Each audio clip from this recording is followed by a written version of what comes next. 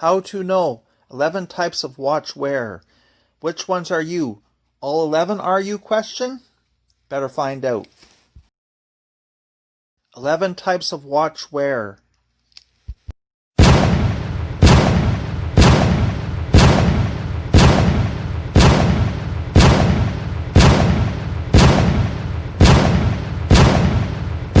Bezel Turner.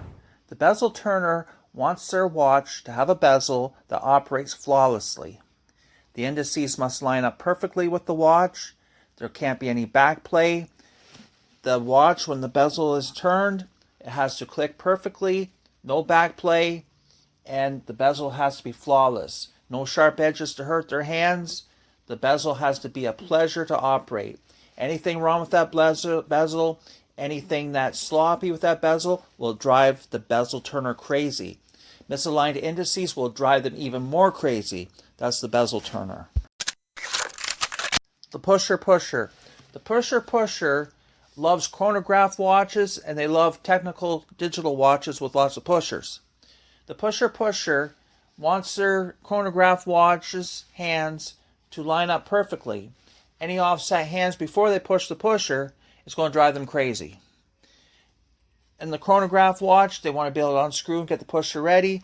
They want the tension of the pusher to be just right. They don't want the pusher to be too hard, too loose. And they definitely don't want that pusher to leak. And anything that doesn't work right with that pusher is going to drive them crazy.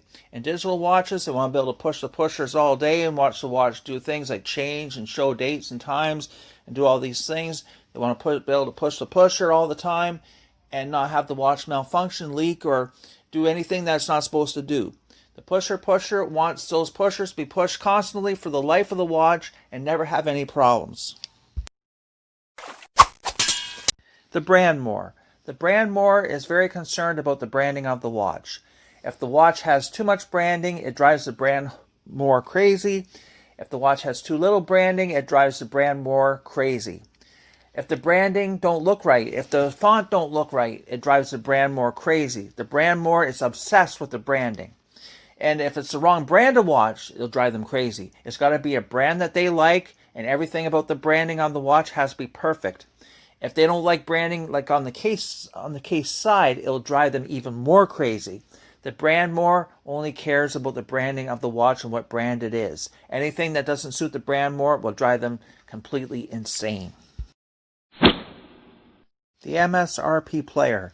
The MSRP Player is only concerned about the MSRP of a watch, the manufacturer's suggested retail price.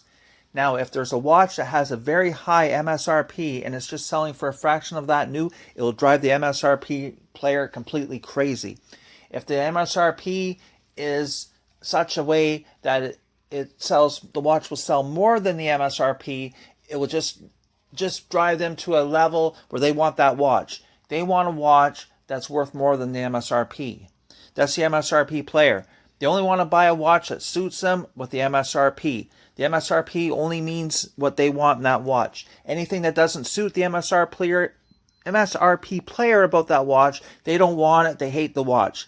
They're only concerned about the MSRP. That's the MSRP Player. The strap changer.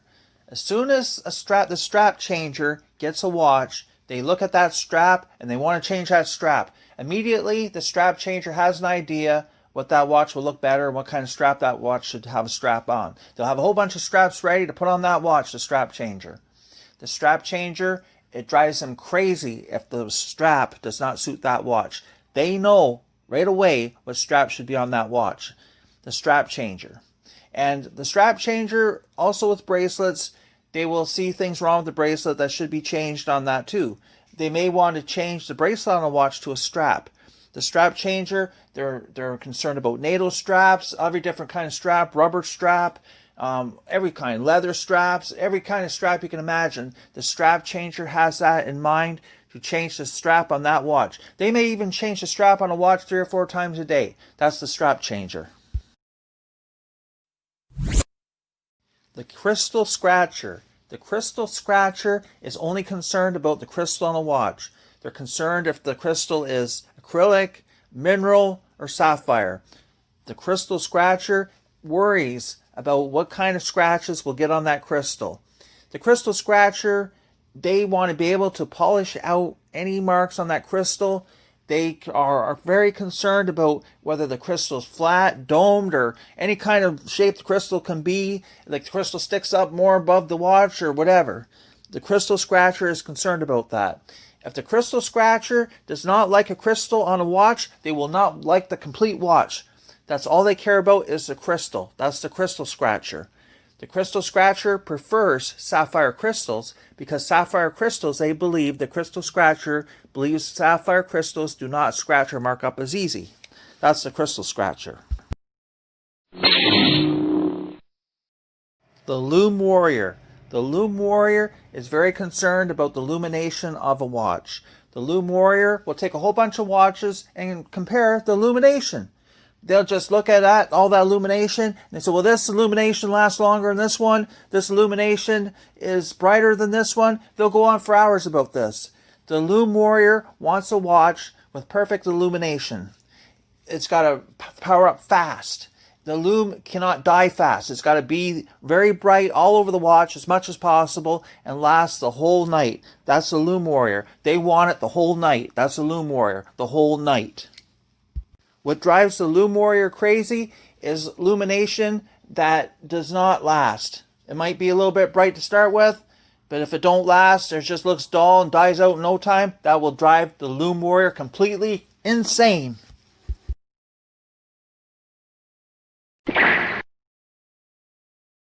The Where It's Made judge. The Where It's Made judge is very concerned about where the watch is made. The Where It's Made judge will find out every part of that watch where it's made, every percentage of where that watch is made. The Where It's Made judge will find out if 40% of that watch is made in China, if 60% of that watch is made in Switzerland. They'll find out. The Where It's Made judge will find out everything. Where the movement is made, where the case is made, where everything is made, where every part of that watch is made, how it all comes together. They will find out. If anything about that does not suit them, the Where It's Made judge will hate that watch, will call that watch excrement. Generally speaking, the Where It's Made judge does not like watches or any parts of that watches made in certain countries, and there are certain countries where they really love it. And the most prestigious, the most oldest countries that's made watches, they like that. Any of the discounted value price places where watch parts are made or watches, they do not like that. The Where It's Made judge only cares about where a watch is made. You could have a watch made, if it's made in a country they don't like, they won't like the watch, even if it's better than what the country that they love where it's made. That's the Where It's Made judge. That's how they operate, the Where It's Made judge. Wherever that watch is made, what parts are made, how it all comes together. The homage of a homage. The homage of a homage is only concerned about any watch that they're in contact with, what it's a homage of.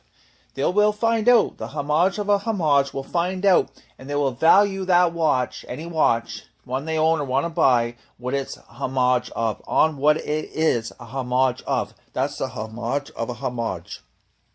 The homage of a homage.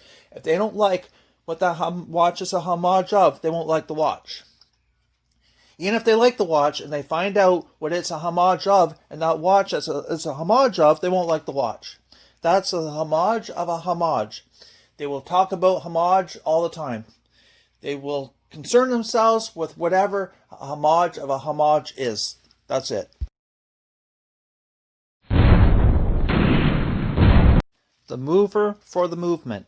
The mover for the movement is only concerned about the movement in any watch. If the mover for the movement wants to buy a watch, they will find out everything about that movement. That's the mover for the movement. The mover for the movement will take a bunch of watches and compare just the movements.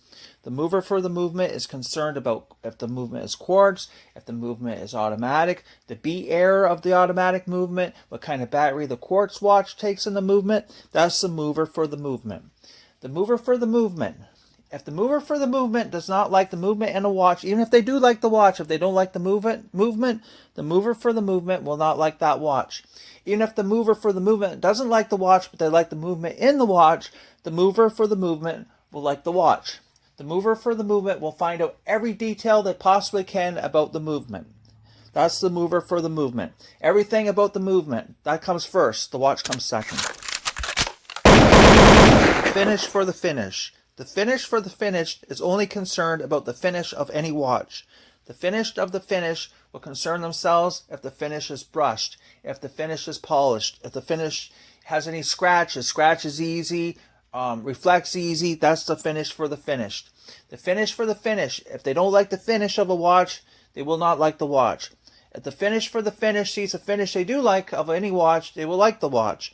The finish of the finish will concern themselves about how the finish is manufactured, how much time goes into that finish, how they can even make the finish better. That's the finish for the finish. The finish for the finish only concerns and only cares about the finish of a watch. If the finish of the finish will tell you anything about the finish of the watch, they'll find out every detail about the finish of that watch, how the finish was manufactured, how the finish can be maintained, how the finish will even endure things. That's the finish for the finish. The finish for the finish will even know the chemical composition of a finish. That's the finish for the finish. The finish for the finish will be obsessed with the finish of the watch. If the finish of the finish does not like the finish of a watch, it will drive them completely berserk. 11 types of watch wear. The Bezel Turner, the Pusher, the Brandmore, the MSRP Player, the Strap Changer, the Crystal Scratcher, the Lume Warrior, the Where It's Made Judge, the Homage of a Homage, the Mover for the Movement, the Finish for the Finish.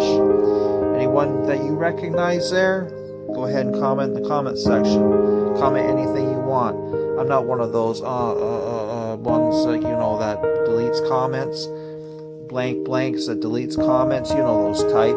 They're insecure and they're narcissists. And if something don't suit them, any comment, they have to delete it because they have a little bit of a mental problem or something. They have to delete comments because the ego, the narcissism. They have to delete those comments, right? No problem here. Comment anything you want. It stays there. So just keep that in mind.